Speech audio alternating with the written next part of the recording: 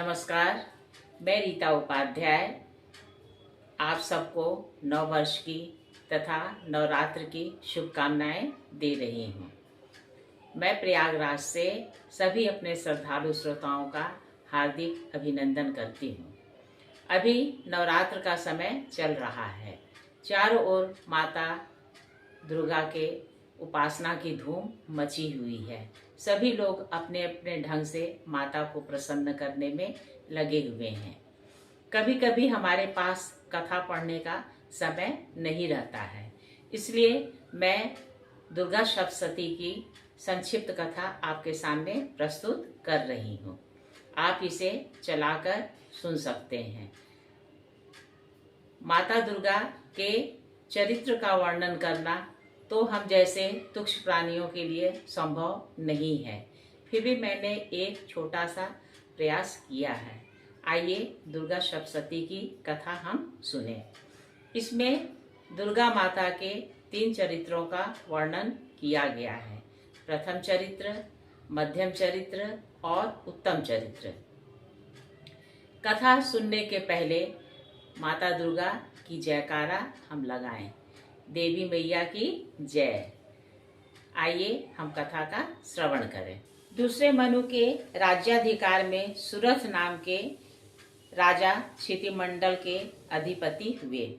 शत्रुओं तथा दुष्ट मंत्रियों के कारण उनका राज्य कोषादि उनके हाथों से निकल गया। फिर वह मेधा नामक ऋषि के आश्रम में पहुंचे और वहां ही मोहवश प्रजा, शूरहस्ती, धन, कोष और दासों की अर्थात नाशवान पदार्थों की चिंता में लगकर दुखी हुए। केवल आत्मज्ञ पुरुष ही स्वराट होता है। सुरथ की वही दशा हुई जो भगवत भक्ति विहीन पुरुषों की होती है। इसी आश्रम में समाधि नाम के वैश्य से राजा सुरथ की भेंट हुई। यद्यपि यह वैश्य अपने धन लोलुप स्त्री पुरुषों द्वारा घर से बहिष्कृत कर दिया गया था, तब भी उनके दुर्व्यवहार को विस्मित कर उनके वियोग में दुखी था।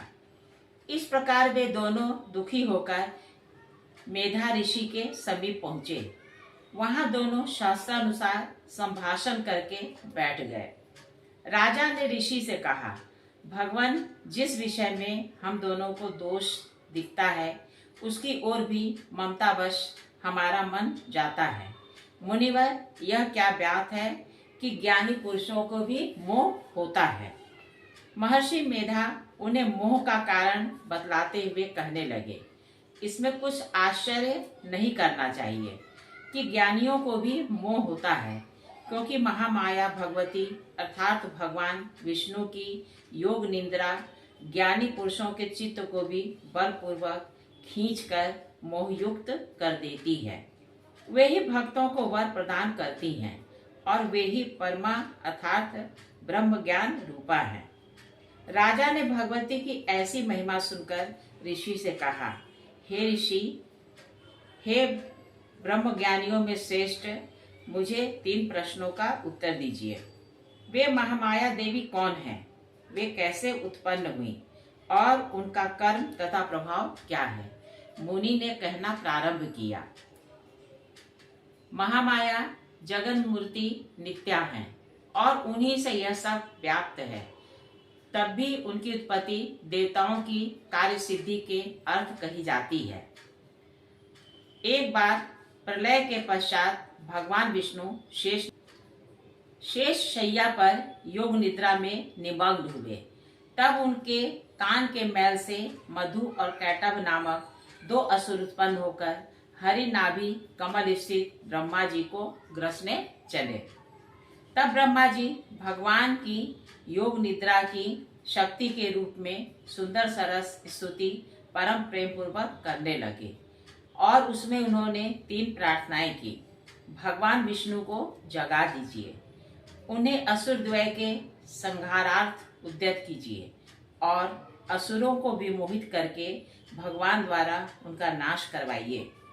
श्री भगवती ने स्तुति से प्रसन्न होकर ब्रह्मा जी को दर्शन दिया।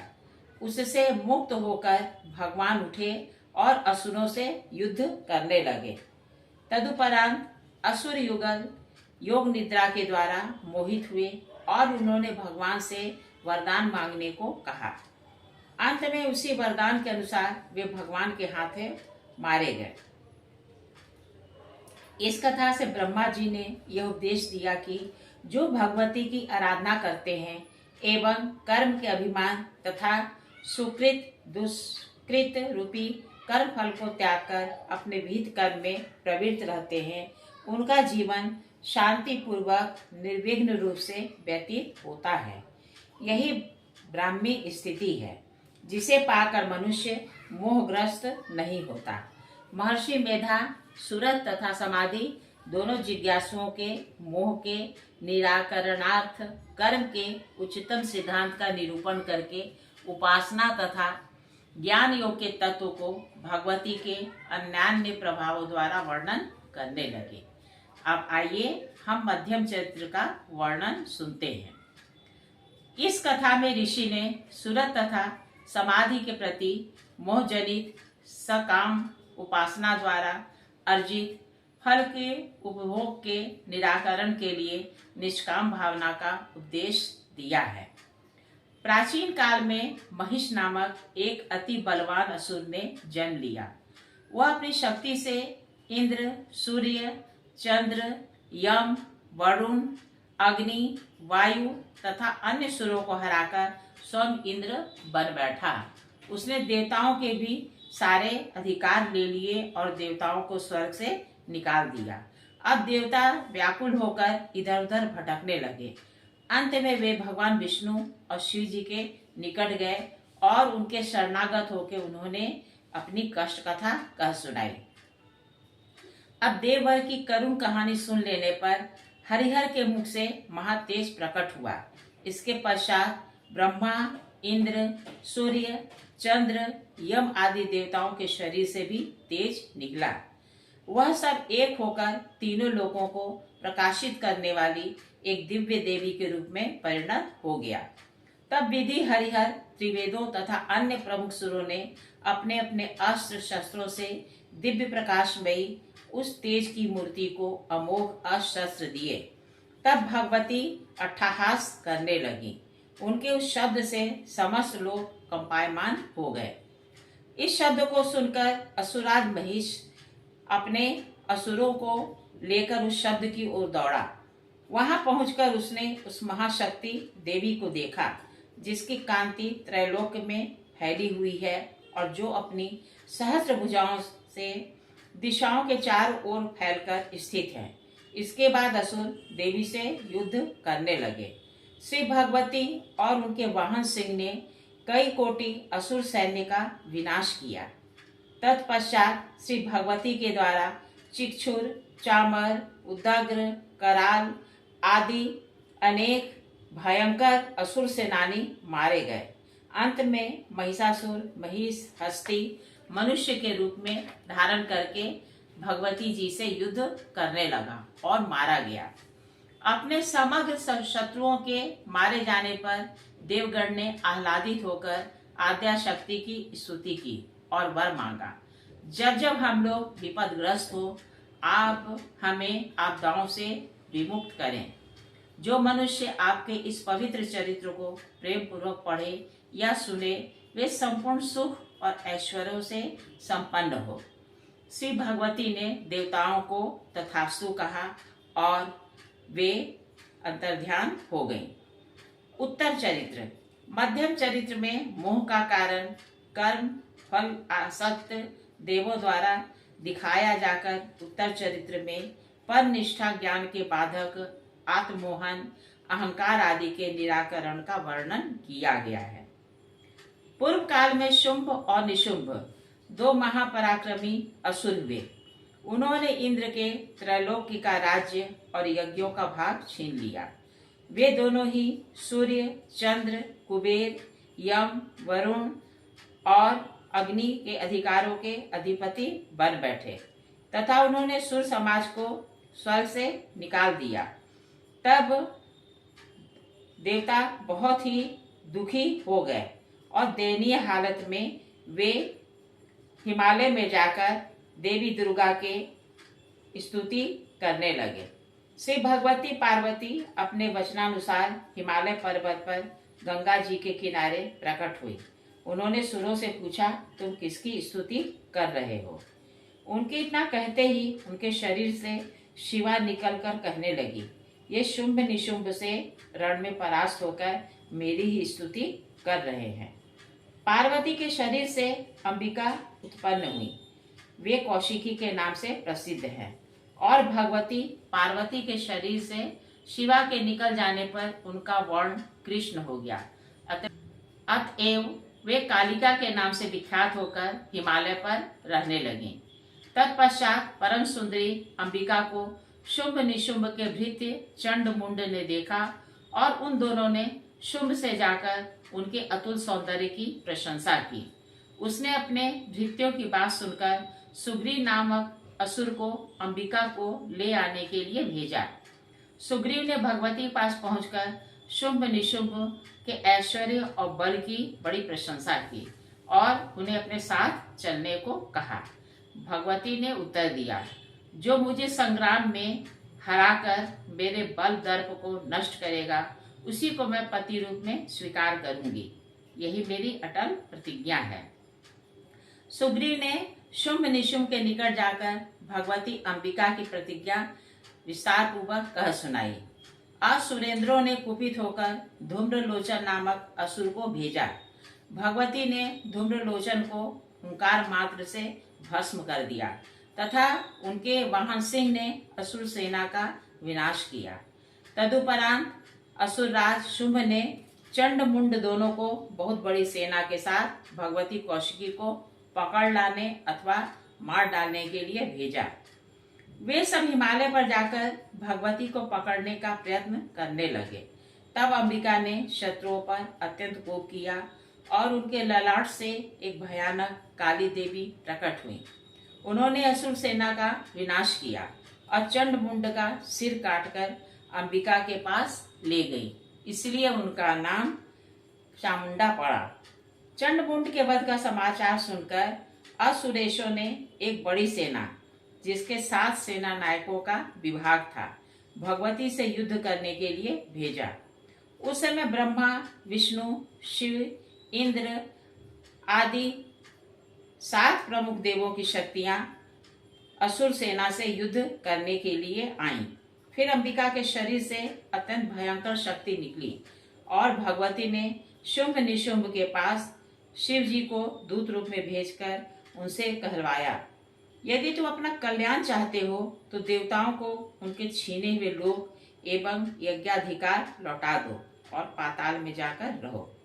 बल से उन्मत्त शुंभ निशुंभ ने देवी की बात नहीं मानी और वे युद्ध स्थल में सेना सहित उपस्थित हुए। भगवती ने देव शक्तियों की सहायता से असुर सैन्य का संहार करना प्रारंभ किया। तब असुर युगल का रक्त बीज नामक एक सेनाध्यक्ष भगवती और देव शक्तियों से युद्ध करने लगा। उसके शरीर से शोणित के जितने बिंदु पृथ्वी पर गिरते थे उतने ही रक्त बीज उत्पन्न हो जाते थे। अंत में देवी ने चामुंडा को आज्ञा दी कि वह अपने मुंह का विस्तार करके रक्त बीज के शरीर के रक्त को अपने मुख में ले और उससे उत्पन्न असुरों को भक्षण करे। चामुंडा ने ऐसा ही किया। तब भगवती ने उस असुर का सिर काट डाला। तत्पश्चात निशुंभ भगवती से युद्ध करने लगा और मारा गया। तब शुंभ ने क्रोधित होकर अंबिका से कहा, तो दूसरों का बल लेकर अभिमान करती है। भगवती ने उत्तर दिया, संसार में मैं एक ही हूँ। ये समस्त विभूतियां मेरी रूपांतर मात्र हैं। वे मुझसे ही प्रकट हुई हैं और मुझमें ही विलुप्त हो जाएंगी। इसके बाद 7 शक्तियां जो देवी के शरीर से निकली थी उन्हीं में प्रविष्ट हो गईं और शुंभ भी देवी के युद्ध कौशल से मारा गया। देवगण ने हर्षित होकर अंबिका की स्तुति की। अंत में देवी प्रसन्न होकर बोली, संसार का उपकार करने वाला वर मांगो। देवताओं ने कहा, जब जब हमारे शत्रु उत्पन्न हो तब तब उनका नाश हो। भगवती देवी ने एक वस्तु कहा और भविष्य में 7 बार भक्त रक्षणार्थ अवतार लेने की कथा दुर्गा चरित्र के पाठ का महात्म वर्णन करके वे अंतर्ध्यान हो गई।